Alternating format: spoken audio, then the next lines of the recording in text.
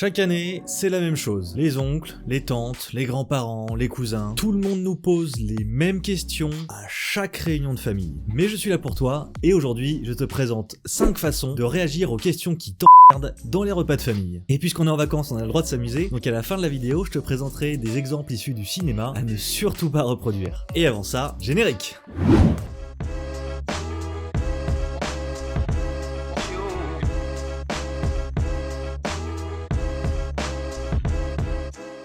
Cher ami orateur, bonjour. Bien sûr, les fêtes de fin d'année sont toujours un moment de réjouissance. Mais elles sont aussi l'occasion de subir l'interrogatoire annuel sur l'état de ta vie. Quand est-ce que tu te maries? C'est pour quand le permis? T'as pas grossi? Ça te manque pas de pas avoir d'enfant? C'est quoi déjà ton métier? Tu as voté pour qui? T'es vacciné? Bien sûr, il y a une réponse simple. Moi, en général, je réponds merde. En principe, ça colle avec tout. Alors pour gérer ça, et éviter de faire voler la dinde à travers le salon, c'est parti pour 5 techniques pour répondre aux questions indiscrètes. Round 1.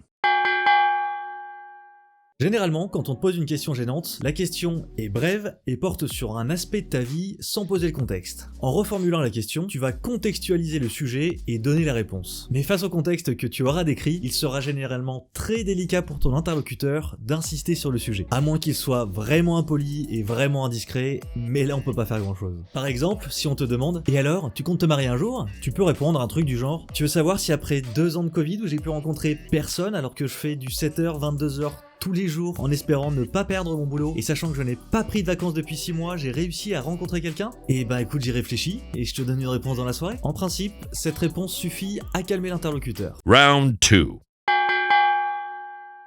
À question gênante, réponse gênante. Cette technique joue clairement sur l'émotion et la pitié. Souvent les questions qui nous gênent touchent à l'intime et donc à des sujets qui peuvent nous blesser. Pour éviter d'avoir à rester sur ce type de sujet, le fait de donner une vérité gênante ou d'en inventer une suffit généralement à faire fuir la personne inopportune. L'idée est donc de décrire la pire situation possible en lien avec le sujet, si possible en donnant des détails. Pour reprendre l'exemple précédent, voici la réponse que j'avais donnée il y a environ 3 ans à une cousine qui me demandait si je comptais me marier. Bah écoute, c'est sympa de t'intéresser à moi, mais justement, je me suis fait larguer il y a 1 mois. J'étais même prêt à vraiment m'engager avec elle, je m'étais renseigné sur les bails, et puis bah du jour au lendemain, elle est partie avec mon meilleur copain. Elle ne m'a jamais reposé la question. Et rassurez-vous, là-dessus tout va bien, je me marie en septembre. Round 3. La troisième technique consiste simplement à répondre par une autre question. Elle reprend un peu le fonctionnement des 2 précédentes techniques, mais l'idée va être de retourner la question gênante contre son adversaire. Tu vas commencer par une réponse en 2-3 mots pour évacuer l'aspect réponse et enchaîner directement avec une question reprenant le même thème ou la même forme. Par exemple, si ta tante te demande « C'est pour quand les enfants ?» Tu peux lui répondre tout simplement « Bah écoute, c'est pas prévu, et toi c'est pour quand la maison de retraite ?» Pour ne pas paraître insolent ou désagréable, en quel cas les personnes autour pourraient te le reprocher, pense à répondre de façon simple et souriante. C'est le ton doux et non agressif qui te permettra de t'échapper de cette question sans t'embourber dans une dispute. Round 4.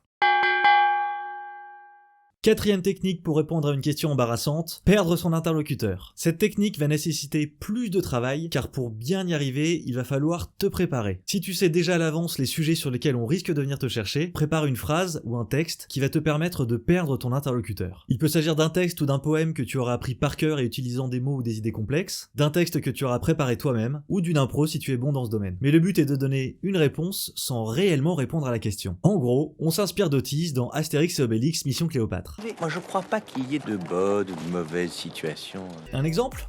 Ok. Alors? Encore célibataire? Oh, tu sais, comme le dit Boist, il n'y a bien que la grâce qui puisse calmer l'éternelle et terrible sédition de la nature contre le célibat. Et pour parfaire l'effet de style, à ce moment-là, coupe court à la discussion en allant discuter avec quelqu'un d'autre sans donner plus d'explications. Il y aura juste 3 cas où tu n'auras d'autre choix que de répondre oui à la question. C'est quand on te demande « T'abonnes-tu? Actives-tu la cloche? Lèches-tu un pouce en l'air ?» Round 5. La 5e est clairement ma préférée, l'ironie. L'ironie et son humour me plaisent beaucoup car il permet de se sortir avec légèreté de sujets que l'on ne souhaite pas évoquer. Face à une question gênante, tu vas simplement répondre par l'absurde ou par l'ironie pour souligner le manque de pertinence de cette question. C'est vraiment la méthode que j'utilise le plus quand je ne veux pas répondre à une question. Un exemple? Mais quand tu formes pas, tu fais quoi de tes journées? Oh bah rien, généralement je me lève vers 15h, je vais voir si j'ai du courrier, j'en ai pas donc je me recouche. Je paye des gens pour préparer mes formations, j'en paye d'autres pour écrire, monter mes vidéos, et bientôt je vais même prendre quelqu'un pour les tourner à ma place. Puis bon, ma communication se fait toute seule, et l'administratif français c'est tellement simple que je règle tout en 1 heure par mois. C'est vrai? Non!